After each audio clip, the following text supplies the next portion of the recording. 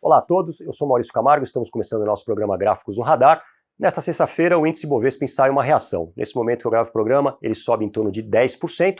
Ontem ele havia tocado em um suporte importante. A linha dos 68.500 pontos corresponde a um suporte de médio prazo, pode ser base para uma reação mais forte para o índice ao longo das próximas semanas. Este é o gráfico do índice Bovespa numa escala mensal. A gente vai fazer uma análise mais para o médio prazo, mas o índice encostou num ponto importante nessa semana após um forte movimento de queda. Ele atingiu o teto de seu antigo triângulo que havia sido superado no final de 2017 e que agora passa a atuar como principal suporte de médio prazo na linha dos 68.500 pontos. O Bovespa, então, ele vai respeitando esse patamar. Nesse momento que eu gravo o programa, ele está com alta de 9% e 20%, mas a gente teve muita volatilidade hoje. O Ibov chegou a subir 15%, chegou a ficar zerado durante o dia e agora vai ganhando força no finzinho do pregão. Do ponto de vista gráfico, o índice ainda deve apresentar bastante volatilidade nessa região de suporte. Não descartamos a possibilidade dele revisitar a região dos 68.500 pontos, até para poder fazer uma estrutura de fundo que nos permita identificar a retomada da tendência de alta, como aconteceu em 2009, após a forte queda verificada em 2008. Aqui o índice permaneceu alguns meses lateralizado, formando fundo, para depois, ao longo de 2009, ele retomar toda a sua alta e voltar para a região do antigo topo histórico. Dessa vez, o processo de retomada pode ser até mais rápido, dada a velocidade que a gente teve no movimento de queda. Foram apenas 3 meses para o Ibov sair dos 119.500 até os 68.500 pontos. A gente acredita, portanto, numa rápida recuperação ao longo desse ano. Já o dólar, que ontem renovou sua máxima histórica aos 5,02, mas foi apenas um movimento intradiário. No mesmo dia, ele acabou fechando a 4,79 e hoje ele tem uma ligeira alta aos 4,82. Teve bastante volatilidade, na mínima ele se aproximou do suporte dos 4,65. Por aqui, possível formação de topo neste gráfico. Caso o dólar perca o suporte dos 4,65, poderia acelerar na venda até 4,50. Este é o gráfico do Dow Jones numa escala semanal. O Dow perdeu sua linha de tendência de alta que vinha lá de abril de 2016 e que passava nos 24.145 pontos, mas na queda vai respeitando no fechamento da semana o fundo de 2018 marcado aos 21.700 pontos. Nesse momento que eu gravo o programa, o Dow Jones segue com alta de 2,91%. Para a semana que vem, no caso de uma reação, a linha dos 24.100 passaria a atuar agora como principal resistência de curto prazo. Este é o gráfico do petróleo. Por aqui, o ativo atingiu região de fundo aos 31,30, vai largando um doji no gráfico semanal neste nível.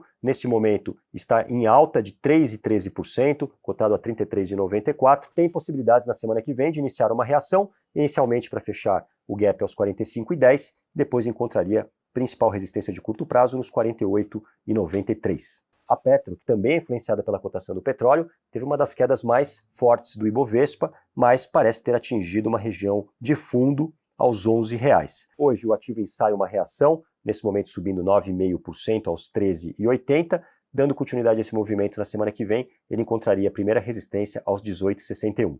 Aqui a gente também entende que o ativo poderia fazer algum zigue-zague para baixo antes de voltar a subir, para montar alguma estrutura de fundo, como a gente observa no início das grandes reações. Este é o gráfico da B3 numa escala semanal. Após ter perdido a região de suporte aos 41,73, a linha de pescoço no gráfico em escala semanal, o ativo veio buscar o apoio aos 32,73. Aqui se trata de uma antiga acumulação de janeiro a abril de 2019, encontrou força compradora nessa região, que o fez subir novamente em direção aos 41,73. Nesse momento que eu gravo o programa, ela está um pouco abaixo, aos 40,18, com 8,90% de alta, vai tentando voltar para a sua tendência de alta.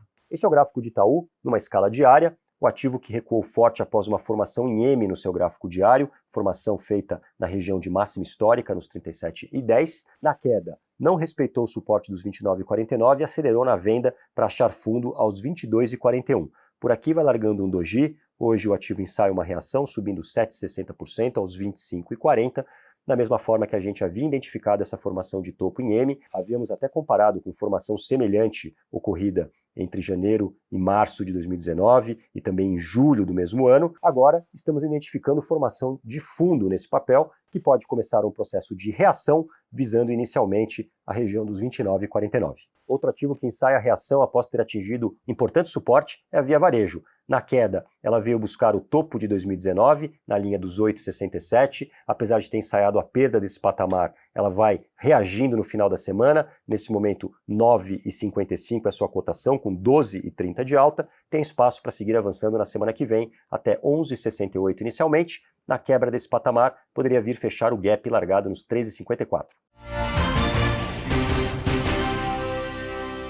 Atenção para o gráfico da Vale, que ontem, na mínima do ano, acabou atingindo a região dos 32,50, importante suporte que motivou uma reação. Largou um martelinho nessa região e hoje está promovendo uma forte alta, subindo 15% nesse momento, cotada a 40,65. E o grande teste para a semana que vem será a linha dos 43,30, o antigo suporte que ela havia perdido. Caso consiga vencer esse patamar, a Vale teria espaço para vir fechar o gap largado nos 49,77. Bom, pessoal, esses foram os destaques que eu separei para vocês hoje. Desejo a todos um ótimo final de semana. Até segunda-feira.